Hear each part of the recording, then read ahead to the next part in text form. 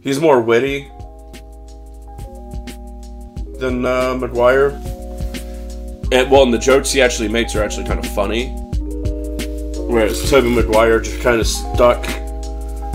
They stuck more to like the actual jokes from the old comics. Yeah, I don't know that being wittier than Tobey Maguire is hard to do. Exactly. I try not to assume how Andrew Garfield lives his life. Maybe he does or does not like Mondays. I think that's indicative of one's inner nature of manifest destiny, I suppose. And so Black Panther. We're talking some Black Panther. I fucking loved it. I think it's and don't get me wrong, it's not like Marvel reinvented the wheel at this point. It's the Marvel formula for movies, and their success for movies. And with this property, I think the cinematography was exquisite. There was a just a very vibrant palette of colors, and the world around the people themselves was just breathtaking and amazing. The backdrop of Wakanda and the Afrocentric themes that just were brought to life very well in this movie.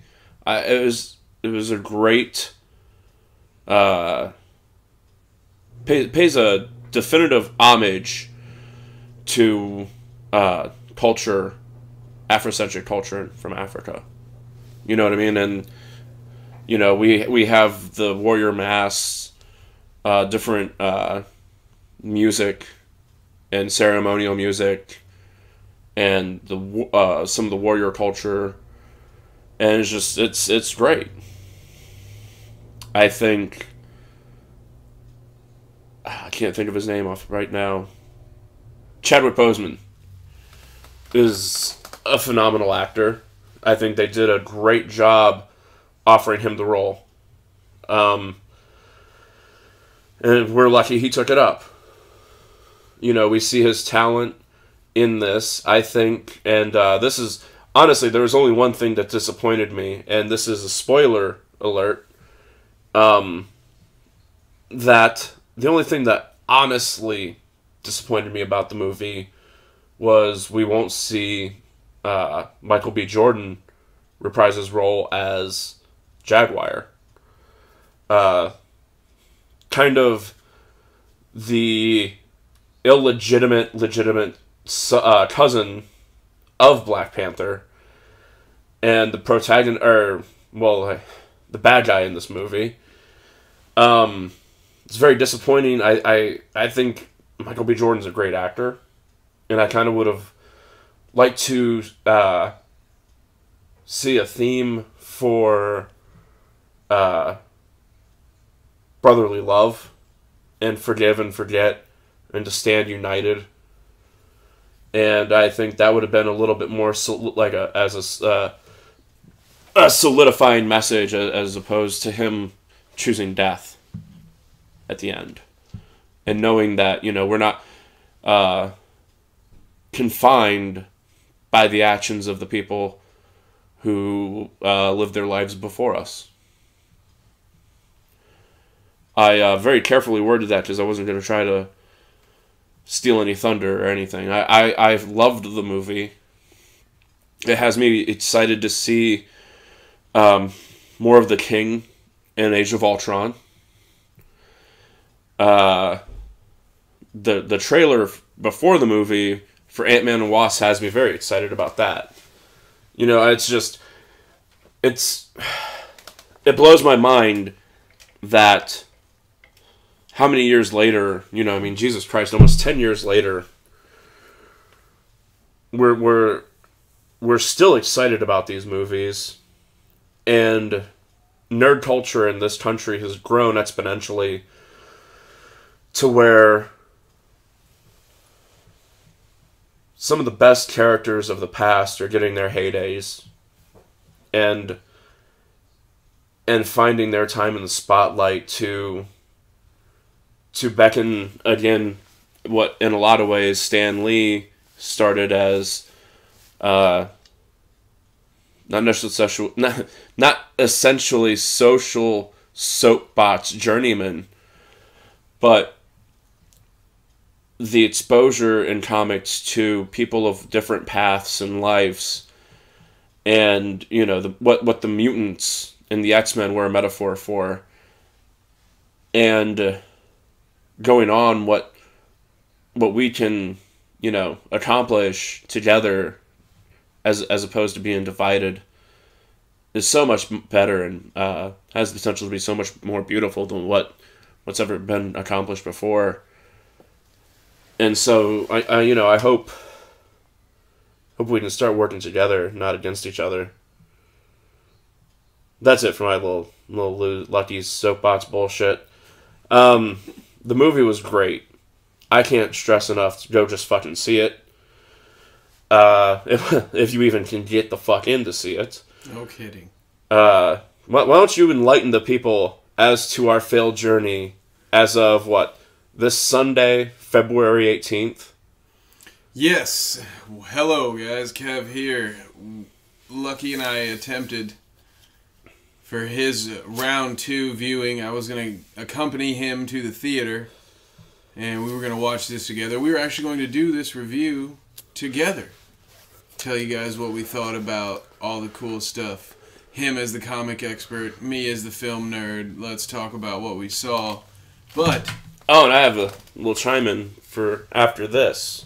Excellent. 3 tries, 2 driving trips, multiple phone calls later. Everywhere is sold out. We are not getting in. Hopefully I can catch a Monday matinee. Hopefully people go to work. Right.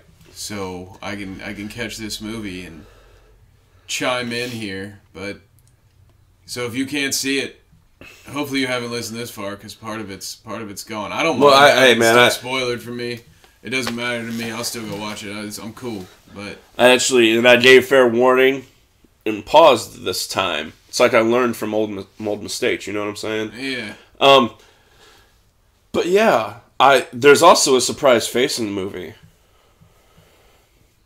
If you're a Walking Dead fan of the AMC's television series The Walking Dead, the fine lady who plays Michonne, Denai Guerrera, is in the movie Black Panther. She plays a general. She is a badass. Go watch it, and she kicks ass. So, yeah, there's something that I would really like to see from this is more of people being excited to know more about Wakanda. But I would actually love to see a Wakandan superhero team. We know about Black Panther. You feel me? But Black Panther can't be the only person that serves to protect his nation. And I think chances are Wakanda, as a society, is above most crime. I think the potential that you have for crime against Wakanda is outsiders. And I think a superhero force like them parlaying with other forces on a grand world stage could be exciting. I think it's a team up that Marvel has neglected to think about.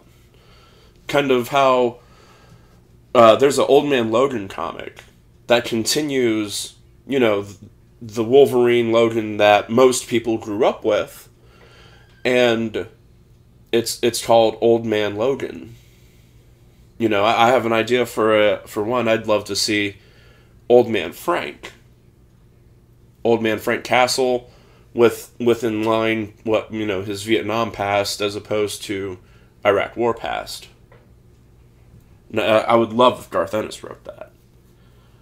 Shout out to Garth Ennis, best writer ever. Well, one of them. He's definitely up there. So yeah. Ta-Nehisi Coates also has the skills to pay the bills right in the current run of Black Panther, which is just fucking amazing. I recently dropped Red Hood and the Outlaws to pick up the current run of Black Panther. I would almost be upset with that. Like, you dropping the Red Hood and the Outlaws. I live vicariously through your comic pulls when it comes to knowing what's going on. I obviously don't keep up with it. Right. Red Hood's my boy, but I get it. This makes sense. Especially with the movie coming up, and apparently it worked out, right? So you got a great read out of it. But yeah, shout out to Jason Todd, man. That's all I wanted to say. You guys shouldn't drop the Red Hood. No, only a crowbar does that.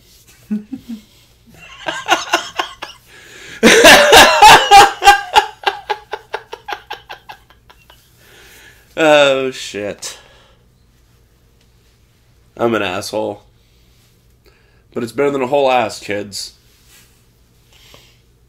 If you can't be the most important part, be the working part. Das Vidania, comrades!